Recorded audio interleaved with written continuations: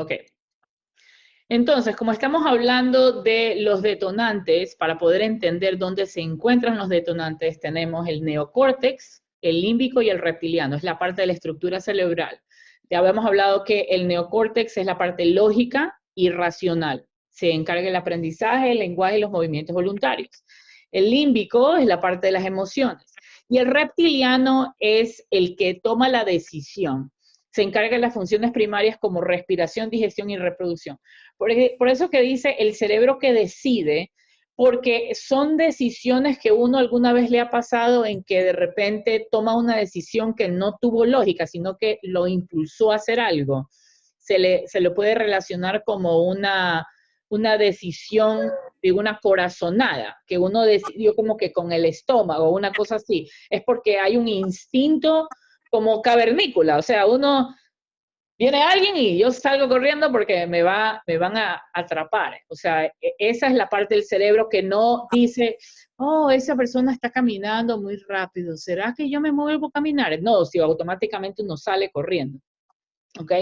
Entonces, este tipo de detonantes, este tipo de estructura cerebral, muchas veces nosotros nos hemos enfocado en desarrollar la parte lógica, el neocórtex, ¿verdad? La gente analítica, muchos estudios, yo me considero alguien que ha mucho esforzado esta parte del neocórtex. Y no sentía que realmente el cerebro que emociona realmente era algo como que fuera tan necesario. O sea, realmente hablándolo muy fríamente, yo decía, bueno, a veces uno puede sentir, a veces no. La verdad es que como que no tomo decisiones con mis emociones, entonces como que no le había puesto tanto enfoque a esto, hasta que me di cuenta de la importancia de entenderlo aplicado a lo que la palabra me está diciendo. Entonces, en este caso, todo esto tiene que ver con las emociones, ¿verdad? Un detonante puede lugar emociones como miedo, ira, tristeza, culpa o vergüenza. También es frecuente que se den sensaciones físicas como la aceleración del corazón, dificultad para respirar, sudoración y sequedad en la boca. ¿A qué les suenan esas sensaciones físicas a ustedes? ¿Cómo lo pueden catalogar en algún término? Reacción. Sí, pero hay un término específico. Nervios. Sentimiento. ¿Qué? No algo físico que le pasa a la gente. A ver, repita la pregunta. ¿Cómo se dice? Ay, se me fue el término. Como un ataque de pánico, así. Exactamente. Un ataque de pánico o un ataque de ansiedad. Uh-huh. Eso es lo que pasa. En el ataque de pánico y el ataque de ansiedad viene una sensación del corazón que uno no sabe qué hacer y comienzas a faltar. Por eso es que la gente cuando termina en emergencias le dicen, no, tú no te estás dando un ataque de corazón, tienes un ataque de pánico. Pero se mide de la misma manera, porque ¿cómo se llama? La reacción que uno tiene es similar, porque nuestro cerebro es tan potente que al detonarse con algo, vuelve a la misma posición del trauma, que era lo que estábamos hablando. Y esto, ¿qué es realmente lo que quiere decir? Que nuestro cerebro límbico, el que estábamos hablando antes, que está aquí, no puede procesar el lenguaje. Entonces lo que entra es en una posición de aislamiento o en una posición de bastante miedo, donde se paraliza y ahí entra, no sé si han escuchado ese término como de pelearse o de huirse. En inglés se le dice fight or flight, que básicamente es cuando estás enfocado con una situación tensa, tú o corres o peleas, ¿verdad? Y me acuerdo que en algún rato una vez estábamos en Salinas, mami, y había una ola que de repente nos abordó y no podíamos salir y estábamos casi por la boya. Recuerdo. Y yo te dije, vamos, vamos, y tú te paralizaste y no podías moverte. Y yo era, vamos, mami, vamos, y tú no te podías mover. Y tuvo que entrar otro chico como después de 20 minutos a físicamente agarrarte la tabla y él llevarte porque tú estabas paralizada. Esa es una parte de donde llega un miedo que realmente te toma y tu cerebro no sabe cómo actuar porque en ese momento la lógica se fue. La lógica dijo, no, esto es demasiado complicado, me hago chiquito. Y el otro, el límbico, se queda como que hay agua, y no puedes expresar y no te puedes mover. Entonces, esto tiene que ver mucho con que nuestra lógica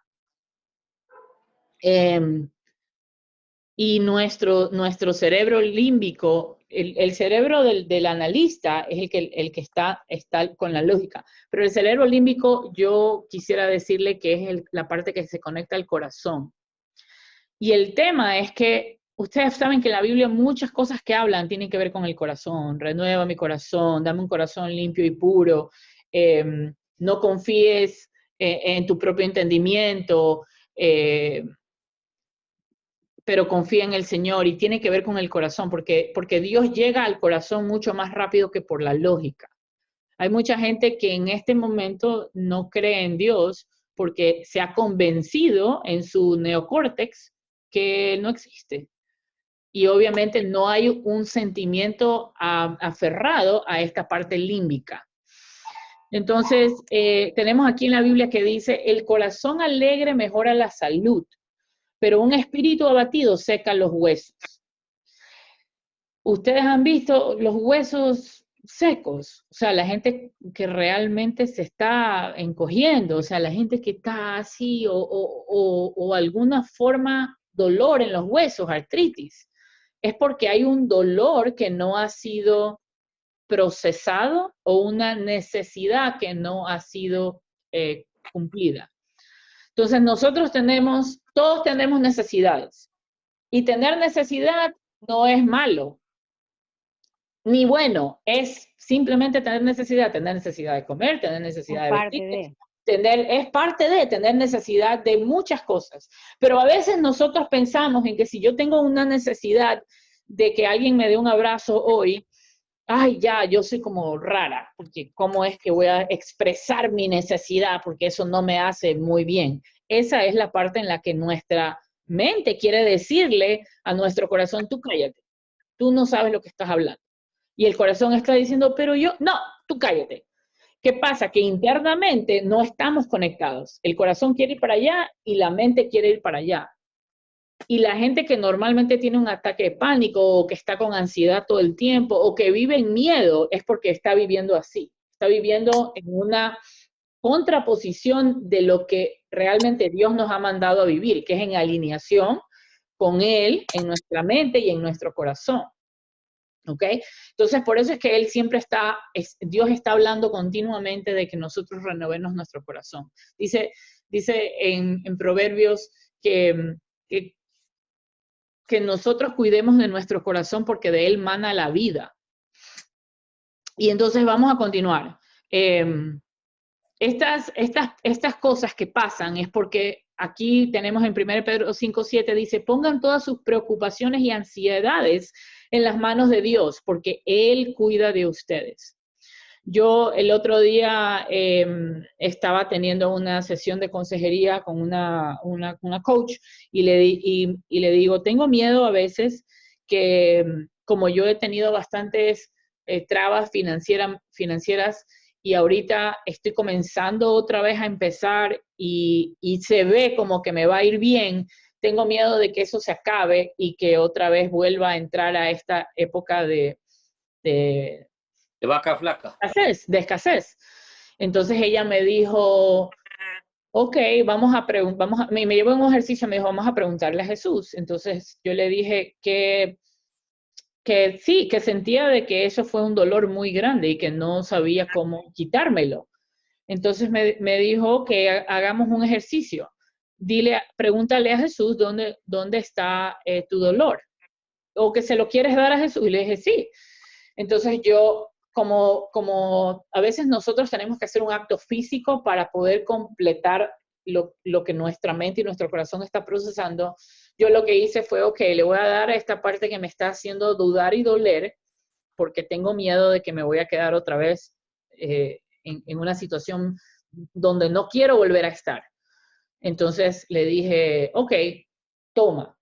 Y sentí en ese momento, en una imaginación, impresión, obviamente no lo vi, pero que Jesús cogió sus manos y en el momento en que, y ese miedo se hizo una cajita. Y él cogió esa cajita y la metió en su bolsillo. Y me dijo, si tú quieres volver a sentir ese miedo, me lo tienes que pedir. Es decir, yo no te lo voy a volver a dar. ¿Y tú quieres volver a pedírmelo? Le digo, no, claro que no, yo no quiero volver a pedirte dolor. No, llévatelo nomás. Desátelo, métalo en el mar, bájalo por el excusado, yo no lo quiero ver. Pero esa imagen me ayudó a darme cuenta en que a veces el dolor es un tiempo, es una temporáneo, pero no quiere decir que yo viva en eso, ¿verdad? Ni que me lo tenga que llevar, porque esa no es la intención de Dios. Pero en ese momento sentí que este verso fue como clave, poner todas las preocupaciones y ansiedades. Esa es la sudoración, el palpitar de corazón, la rapidez, que de repente uno está en las manos de Dios porque Él cuida de nosotros. Entonces, tenemos... Sí. Dígame. ¿Qué referencia es esa? ¿Qué referencia bíblica es? Primera de Pedro 5:7. Ya. Okay. En la parte de aquí vemos una persona, un niño, ¿verdad? Y un adulto.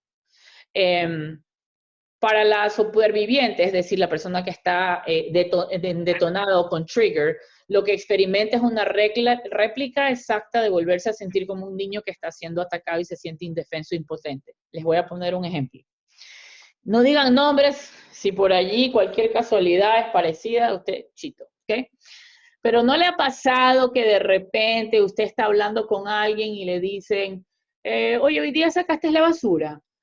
Y la otra persona reacciona, ¿qué? ¿La basura? Pero yo siempre saco todas las cosas. ¿Y tú por qué nunca sacas nada? Y uno se queda, ¿era así o no? Pero ya creo que mejor no te digo nada. El trigger se da cuando la reacción comparada con el hecho es abismal. Cuando alguien me pregunta, hey, tú sacaste la basura ya, mi respuesta de adulto debe ser, sí, no, más tarde la voy a sacar. Pero cuando yo tengo una reacción que no es proporcional al hecho, ¿verdad? O sea, estamos hablando de que alguien me preguntó algo y de repente exploté. No hay una congruencia. ¿Qué quiere decir? Que la persona adulta, en este caso vamos a verlo con el círculo azul, así es el cerebro de la persona adulta. El cerebro del niño es como un triángulo. Cuando uno tiene esa conversación con otra persona, como el cerebro límbico que les estaba hablando, entra en un estado de niñez, entra en un estado que se vuelve prisionero o esclavo, o un secuestro, creo que usó la palabra, de no poder salir de ese estado, lo que hace es que reacciona ya. Ahora, puede ser que a la persona que le preguntaron lo de la basura, su mamá o su papá le reclamaba, le gritaba por la basura. O puede ser que a lo mejor en algún rato él sacando la basura le salió un ratón y lo mordió. Y entonces automáticamente fue puesto con un trauma. Y ese trauma hace que reaccione de esa manera, ¿no? Entonces, la parte de los detonantes que nosotros podemos ver muchas veces tiene que ver con que si el detonante está realmente siendo causado por lo que la otra persona está diciendo o si de plano no tiene que ver con eso. Entonces, un poquito ruidosos. Ok. Entonces, ¿Cómo se sabe eso, Belén? ¿cómo se sabe? Ok. Cuando yo puedo realmente medir la situación, a veces uno siente la palpitación en el corazón un poquito más rápido. A veces tendemos a gritar o a veces tendemos a escondernos. Es modos de sobrevivencia. Hay gente que en estados críticos de sobrevivencia se paraliza o se hace para atrás o no quiere entrar en un conflicto porque lo que pasa es que está atribulado. Pero otra persona lo que hace es, no, tú te metiste conmigo y ahora me vas a conocer. Las dos son desproporcionales a una conversación, ya sea de la basura o ya sea de que, por ejemplo, no sé, o sea, notas en la escuela. Un látigo no es proporcional a que sacaste una mala nota en la escuela. Sin embargo, es parte de nuestra cultura, pero no es proporcional. Y uno lo hace porque piensa que es lo que tiene que hacer, pero no es parte de la realidad en la que deberíamos ver. Deberíamos analizar yo estoy actuando porque en este momento alguna parte de lo que está sucediendo está actuando en mi corazón, que mi corazón entró como un niño y no puede procesar. Como por eso les expliqué la parte la parte límbica. Y le voy a enseñar aquí estos rayos X que encontré en un estudio. El lado izquierdo que está acá, este de aquí es considerado un cerebro saludable. Es un scan de un niño que está en crecimiento que indica actividad en rojo de emociones y de otras funciones, en la parte donde les hablaba de la parte límbica. Y en la parte derecha, que está de acá, vemos un cerebro que ha sido privado de amor. En este caso es de un niño de Rumania, de un orfanatorio, que no le dieron necesidades emocionales. No lo abrazaron, no lo cogieron, no le dijeron que era importante. No recibió afecto. Exacto. Simplemente estuvo en negligencia. Comparado con este de acá, que sí le dieron esto, usted se da cuenta, esto en el cerebro no está activo comparado con el de acá. Entonces, sí es una parte en que esto de aquí afecta y realmente hay un término para esto cuando uno quiere, porque esta es como decir es la realidad, ¿verdad? Nuestros papás hicieron lo mejor con lo que tuvieron, pero aún así nosotros no podemos procesar ciertas emociones. Entonces, si fuera simplemente esto como un hecho, yo diría, bueno, esta es la realidad del asunto. Sin embargo, Jesús siempre tiene algo mejor y Jesús siempre tiene una respuesta y Jesús tiene algo siempre que ofrecernos. Hay unos ejercicios que uno normalmente hace y se los voy a contar como el ejemplo que nos dieron para que usted entienda. Dicen que hicieron un ejercicio con jugadores profesionales de tenis y que ellos les dijeron que se sentaran y comenzaron a poner esos electrodos en el cerebro porque querían analizar su cerebro. Y les dijeron que querían que ellos se imaginaran un partido que ellos habían jugado, que se imaginaran más o menos desde principio a fin o una jugada, cómo la jugaron. Solo que se la imaginaran, estaban sentados y se la imaginaran. O sea, una imaginación vívida porque pasó. Y luego hicieron otro grupo de personas que no jugaban tenis, pero que les dijeron, imagínense jugar tenis, ¿ok? Unos sí sabían jugar tenis y se estaban imaginando jugar tenis, los otros sí estaban jugando tenis, pero no eran profesionales, estaban jugando tenis. Cuando compararon los dos scans eran igual.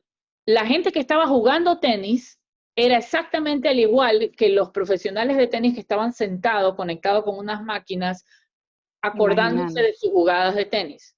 Lo que quiere decir es que nuestro cerebro, en este caso, eso se llama neuroplastia, es decir, la elasticidad del cerebro de ser moldeado y cambiante. Entonces, hay una señora que da una clase específicamente de cómo nosotros no hacer que nuestro cerebro de niño se actúe o comience a estar detonando, sino que sea un poco más tranquilizado. Entonces, ella lo que dice es que hay ciertas cosas que nos dan miedo y que nosotros deberíamos buscar por niños, por alguna razón. Por ejemplo, digamos que hay alguien que le tuvo miedo al agua porque de repente se estaba casi ahogando cuando era chiquito y le tiene miedo al agua y no puede hacer nada al respecto porque es un temor que tiene. Ok.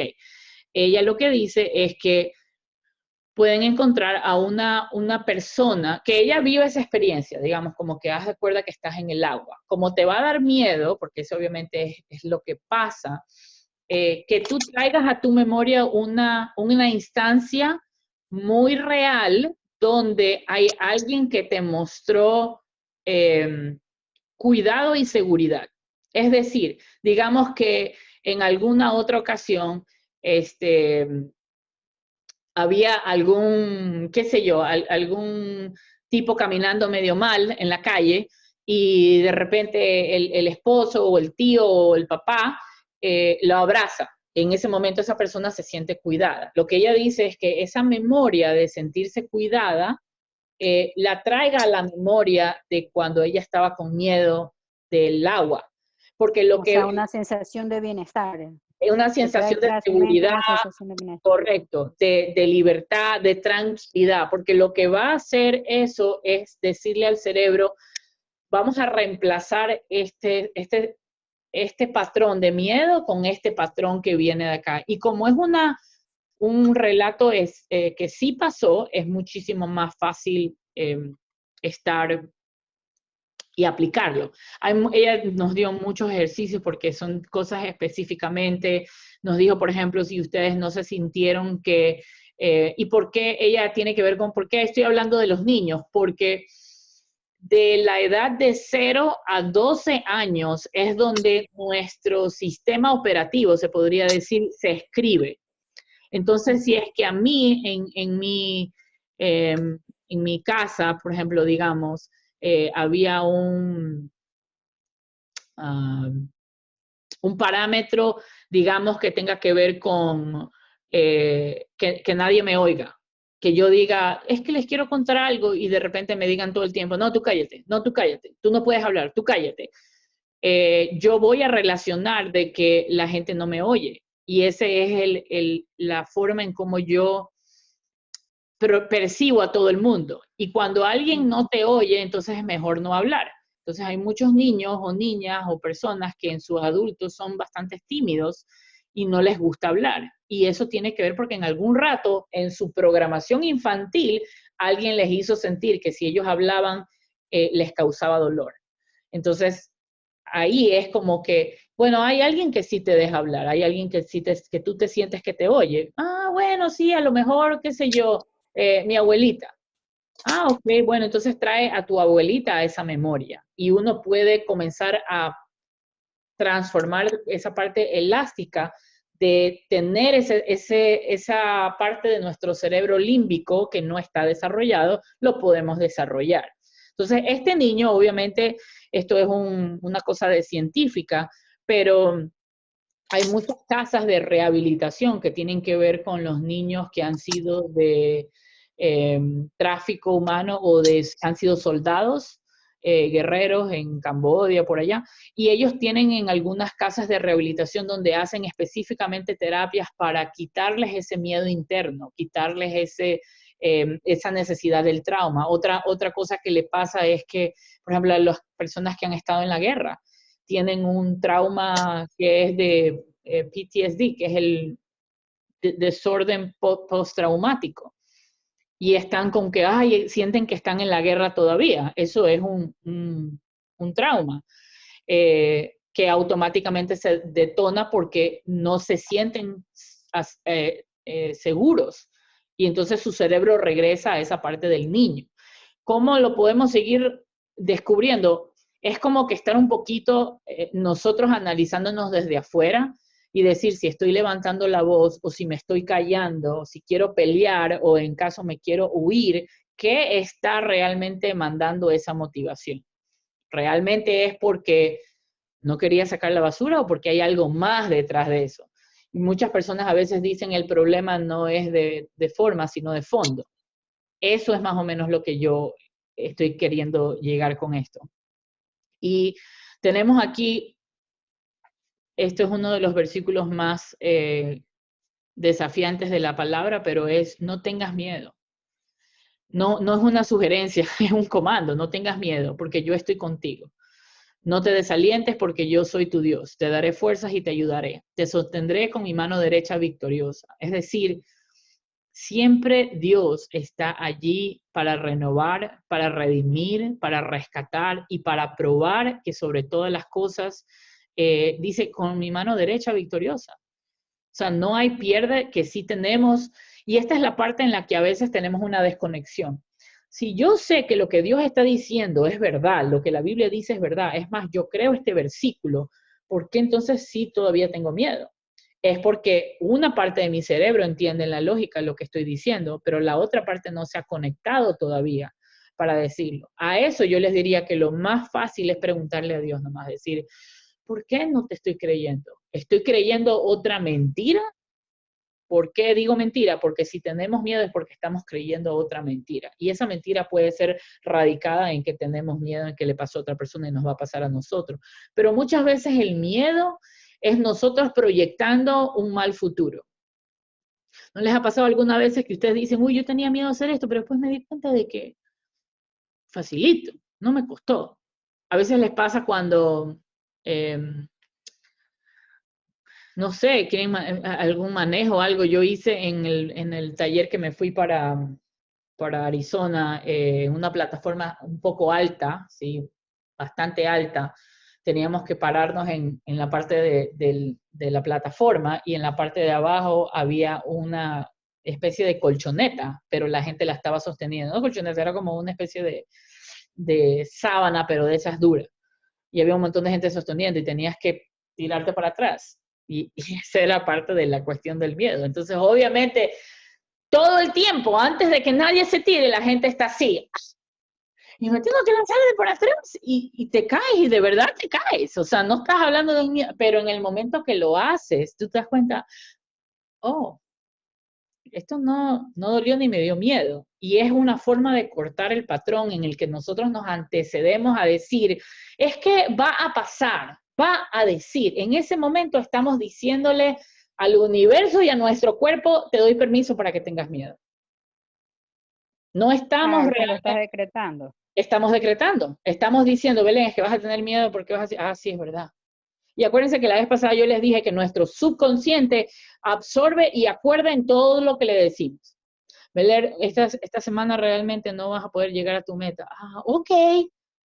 Belén, hoy vas a llegar a tu meta. Ok. Todo lo que le digamos va a decir sí, porque el subconsciente, que es parte del cerebro límbico, va a estar de acuerdo con lo que nosotros decimos, va a querer buscar dónde está esa sintonía. Pero el Señor dice, no tengas miedo. Si estamos teniendo miedo, yo les diría, saquen unos minutos, saquen un cuadernito y pregúntense, o pregúntenle a Dios directamente, ¿por qué estoy teniendo miedo en esta área? ¿O qué me está deteniendo en creerte en esta otra cosa? Porque lo más probable es que el niño dentro de nosotros esté con un miedo que no es proporcional a lo que Dios nos está diciendo que pasa. ¿Ok? Y por último, crea en mí, oh Dios, un corazón limpio y renueva un espíritu fiel dentro de mí. Esto es Salmo 51:10. Cuando él habla de crear un corazón limpio, no necesariamente creo que tiene que estar como que sucio, pero es un corazón que no ha estado purificado por su amor. Ha sido, se podría decir, contaminado por las mentiras y por los miedos que nos enfrentamos a diario. porque a tal persona le pasó y a lo mejor nos puede pasar. Nuestro corazón es muy frágil y es muy duro al mismo tiempo, pero las áreas en las que nosotros decidimos no creerle o no crecer, se podría decir, si yo, por ejemplo, decido, no le voy a decir a nadie qué es lo que me pasa, porque así nadie me hiere y pongo una barrera. En ese momento también estoy poniendo una barrera para que nadie me ame, para que nadie me quiera, para que nadie se acerque a mí. Y creo que en este proceso que estoy aprendiendo, donde estoy siendo más sensible a lo que mi corazón dice, me doy la oportunidad en que estoy llorando más, pero porque me estoy permitiendo procesar dolor de una forma saludable. Porque antes, cuando yo no quería experimentar dolor, lo que buscaba era una forma en cómo deshacerme de ese dolor sin pensarlo. Con el teléfono, con el Netflix, con algún trago o con simplemente vamos a viajar. Y no es que es malo viajar o el teléfono, pero si lo estoy usando para no enfrentar lo que realmente está pasando en mi corazón, entonces no le voy a dar la oportunidad a Dios que trabaje en mi vida. Y esto tiene que ver también, por ejemplo, incluso con la falta de perdón. Cuando nosotros no nos sentimos listos para perdonar a alguien que es entendible, porque no somos robots. Pero en vez de preguntarle a Dios cómo puedo hacer para llegar a perdonar a esa persona o por qué debería perdonar a esa persona, tener un diálogo con Dios para que Él nos dirija, nosotros decimos, no, mejor no, y hagan todo lo que sea, pero yo no quiero estar involucrada en eso, yo no quiero saber, yo no quiero mentir, no, allá ustedes hagan y yo me puedo hacer. Eso es una forma de evitar, eso es una forma de decirle a la parte de emociones, no estoy disponible ahora. Entonces, esto de aquí es muy, toma a veces algún tiempo como que volver a procesarlo, porque para mí ha sido un concepto súper nuevo, yo tengo algún tiempo indagando, pero tengo bastante confianza de que estoy en buen camino porque estoy sintiendo mi rango de emociones que van siendo cambiadas. Y justo Michael, que es uno de mis mentores, él es aficionado a los carros, le gustan los carros que hacen ese como de roading, que es como que van por los lagos y los charcos y las cosas que son como de tierra, no sé cómo se llaman ese tipo de cosas. Y él me contó hoy que uno de sus carros, el que él ha tenido por 15 años, donde le ha metido muchas como que cosas adicionales para poder hacer todos estos trucos, lo tenían que vender. Y que él realmente, cuando se enteró que el tipo que lo iba a comprar iba a llegar a venderlo, que se sintió un poco incómodo. Entonces dijo, me fui a una silla que él tiene y comencé a llorar. Y comencé a darme cuenta de que había una pérdida que estaba pasando y que yo le podía decir a mi corazón, no importa, ya vamos a reposar. Pero el corazón no procesa el dolor tan rápido como la lógica.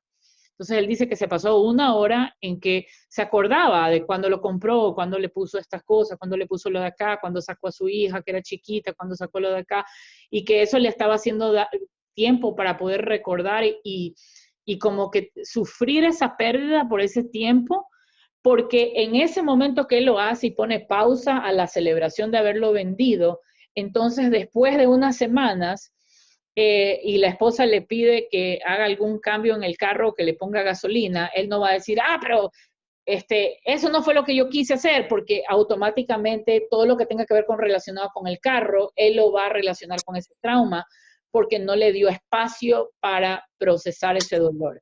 Cuando él hace eso ahora, que le da espacio a procesar el dolor, entonces ya es como que respiró y sí, no va a ser que no se va a acordar y a lo mejor le salga alguna otra lágrima, pero me gustó cuando él estaba explicando eso porque era una forma muy saludable de decir, a veces estamos tristes y nosotros pensamos que estar tristes es algo malo. Y perdónenme, Jesús sabía que Lázaro iba a resucitar. Y la Biblia dice que Jesús lloró. ¿Por qué Jesús iba a llorar si Lázaro iba a resucitar después de 1 hora de que él lloraba? ¿Por qué creen?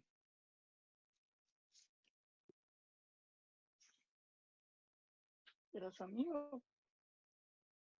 Porque era su amigo y porque le dio espacio a sus sentimientos. Mm, En ese momento, él decidió darle espacio a sus sentimientos y no celebrar la victoria después.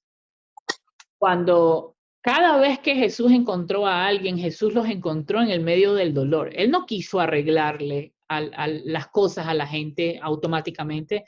Él quiso era encontrarlos en el dolor donde estaba. Y eso les permitió reconciliarse con que, ay, hay algo que pasa en mi corazón y no me he dado cuenta. Yo últimamente he comenzado, para no perderme, y porque eso es una práctica, obviamente, como uno es nuevo, para mí esto es tan nuevo que tengo que acordarme que hacerlo. A veces le pongo cuando veo que de repente me llega un email de alguien que me está demandando algo que a lo mejor realmente no es lo que tengo que hacer y siento que ya me vienen las palpitaciones un poquito altas, cojo mi mano y la pongo en el corazón y digo, Belén, estás bien. Belén, estás bien. No va a pasar nada. Y ahí abro el email. Y solamente tomarme esos segundos, decir, todo está bien, no va a pasar nada, no tienes por qué enfadarte, esta persona está confundida, tú no has hecho nada malo. Automáticamente mi actitud cambia y toda esa ansiedad se me va, pero porque me estoy tomando el tiempo de decir, a ver, ¿por qué este email me acaba de acelerar? Y obviamente no es solo un email, nos pasa por todos lados, de todo el lado, porque tenemos una vida de recuerdos. Entonces no sabemos qué recuerdos van a salir y qué recuerdos se van a quedar. Entonces, bueno, eso eso es lo que tengo para ustedes. ¿Tienen alguna pregunta?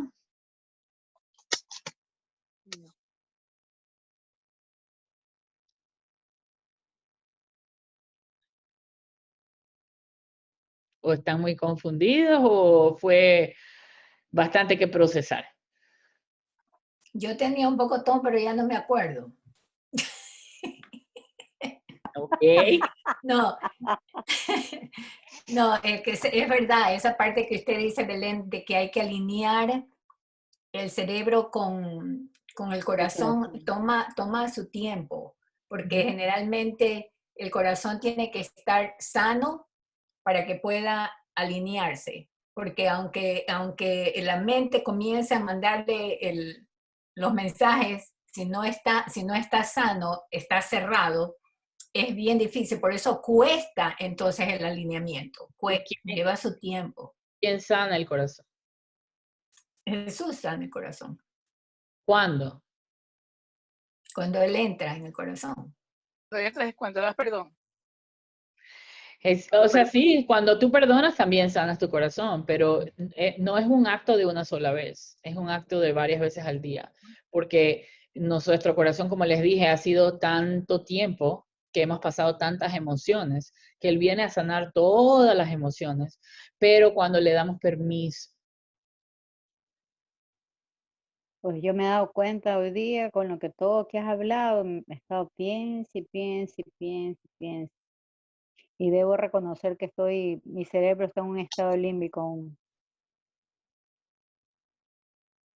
Y eso es algo que tenemos, es como que eso es una muy buena noticia, porque en el momento en que nosotros podemos reconocerlo, podemos hacer algo al respecto. Cuando no reconocemos algo, por ejemplo, decía, uy, ¿por qué esta persona es así?